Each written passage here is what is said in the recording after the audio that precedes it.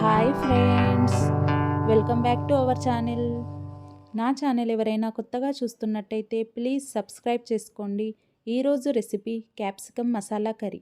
ఎంతో టేస్టీగా సింపుల్గా అయితే మీకు ఈ కర్రీని ఈరోజు చేసి చూపిస్తానండి. ముందుగా నేనైతే ఇలా క్యాప్సికమ్, టమాటోస్ అలాగే ఆనియన్స్ని నీట్గా వాష్ చేసుకొని తీసుకున్నాను. ఇలా మీడియం సైజు ఆనియన్ని తీసుకొని కట్ చేసుకోవాలి.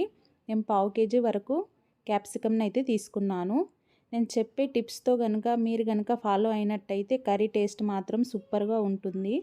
చూడండి, ఇలా క్యాప్సికమ్ని కట్ చేసుకునేటప్పుడు దీని లోపల ఉండే గుజ్జునైతే నేనైతే వేసుకోవడం లేదు. మీరు వేసుకోవాలి అనుకుంటే వేసుకోవచ్చండి, నేనైతే వేయడం లేదు. చూడండి, నేనైతే ఈ షేప్లో కట్ చేసుకుంటున్నాను. మీరు ఏ షేప్లో అయినా కట్ చేసుకోవచ్చు. మిగతా క్యాప్సికమ్ ముక్కలన్నిటిని ఇలాగే కట్ చేసుకుందాము. నేను 1/2 kg క్యాప్సికమ్కి 2 మీడియం సైజు టొమాటోస్ని అయితే వేసుకుంటున్నాను.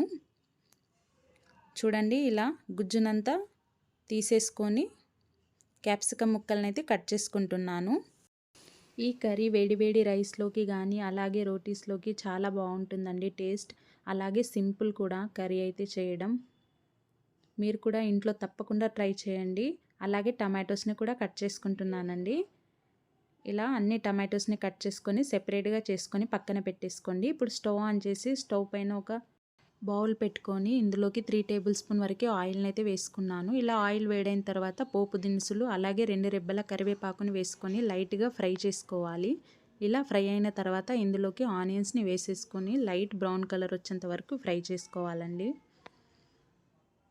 ఆయిల్ ఎక్కువగా ఉంటేనే క్యాప్సికమ్ కర్రీ అనేది టేస్ట్ బాగుంటుంది. ఇప్పుడు ఇందులోకి క్యాప్సికమ్ ముక్కలు అలాగే టమాటో ముక్కలను అయితే ఒకేసారి వేసేసుకోవాలి. ఇలా వేసేసుకొని ఒకసారి ఇలా బాగా కలుపుకోండి. ఇలా కలుపుకున్న తర్వాత మూత పెట్టేసుకొని ఒక 5 to 7 మినిట్స్ పాటు ఫ్రై అవ్వనివ్వాలి. చూడండి, ఇలా లైట్గా ఫ్రై అయిన తర్వాత ఇప్పుడు ఇందులోకి 1/2 టీ స్పూన్ వరకు పసుపునైతే వేసుకుందాము. అలాగే స్పైసీకి సరిపోయే కారంని వేసుకుందాము. నేను 2 టేబుల్ స్పూన్ వరకు కారంని అయితే వేసుకుంటున్నాను. అలాగే రుచికి సరిపోయే సాల్ట్ని కూడా వేసుకోవాలి. నేను 1 టేబుల్ స్పూన్ సాల్ట్ని వేసుకొని ఇలా మిక్స్ చేసుకోవాలి. ఇలా మిక్స్ చేసుకొని మూత పెట్టేసుకొని క్యాప్సికమ్ టమాటో ముక్కలు సాఫ్ట్గా ఉడికేంత వరకు ఉడికించుకోవాలి. ఇది ఉడికేంత వరకు మనం మసాలాను అయితే ప్రిపేర్ చేసుకుందాము. స్టవ్ పైన ఒక పెనం పెట్టుకొని అందులోకి 1 టేబుల్ స్పూన్ పల్లీలు, 2 టేబుల్ స్పూన్ ధనియాలు, 2 టేబుల్ స్పూన్ నువ్వులు అలాగే ఎండు కొబ్బరిని వేసుకొని లైట్గా ఫ్రై చేసుకోవాలి. ఆయిల్ వేయకండి, ఇలా దోరగా ఫ్రై చేసుకుంటే సరిపోతుంది. చూడండి, ఇలా ఫ్రై అయిన తర్వాత స్టవ్ ఆఫ్ చేసేసి ఇప్పుడు మిక్సీ జార్లోకి వేసేసుకోవాలండి చల్లారిన తర్వాత.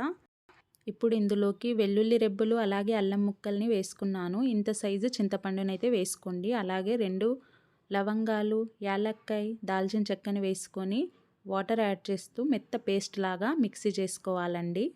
ఇలా మెత్త పేస్ట్ లాగా అయితే సరిపోతుందండి. ఇప్పుడు క్యాప్సికమ్ టమాటో ముక్కలు ఉడికాయో లేవో చూసేద్దాం. చాలా బాగా ఉడికాయండి. ఇప్పుడు చేసిన మసాలాని ఇందులోకి వేసేసుకొని అలాగే కాస్త వాటర్ యాడ్ చేసుకొని ఒకసారి ఇలా బాగా మిక్స్ చేసుకోండి. ఇలా మిక్స్ చేసుకున్న తర్వాత ఇందులోకి వాటర్ యాడ్ చేసుకోవాలి. నేను టీ గ్లాస్ అన్ని వాటర్ అయితే వేసుకుంటున్నాను. మీరు ఎక్కువగా వేసుకోవాలనుకుంటే వేసుకోవచ్చు. ఏమైనా సాల్ట్ తగ్గుంటే ఇలా పైనుండి వేసుకోండి. నాకైతే సరిపోయింది, నేనైతే వేయడం లేదు. స్టవ్ సిమ్లోకి పెట్టుకొని 10 to 15 మినిట్స్ ఉడికించుకోవాలి. చూడండి, ఇలా మూత తీసి చూస్తే ఆయిల్ అంతా ఇలా పైకి వచ్చిందో ఇలా ఒకసారి మిక్స్ చేసుకొని సన్నగా తరిగిన కొత్తిమీరని వేసుకొని మరొకసారి ఇలా బాగా కలుపుకోండి. క్యాప్సికమ్ అయితే చాలా బాగా సాఫ్ట్గా ఉడికిందండి. ఇలా స్టవ్ ఆఫ్ చేసేసి ఏదైనా బౌల్లోకి సర్వ్ చేసుకుంటే క్యాప్సికమ్ మసాలా కర్రీ రెడీ. ఈ వీడియో మీకు కనుక నచ్చినట్టయితే please like, share and subscribe Sneha foods and అవుటింగ్స్కి. అలాగే పక్కనున్న బెల్ ఐకాన్ని ప్రెస్ చేయండి. అలా చేస్తేనే నేను పెట్టిన నోటిఫికేషన్ మీ వరకు వస్తుంది. Thank you.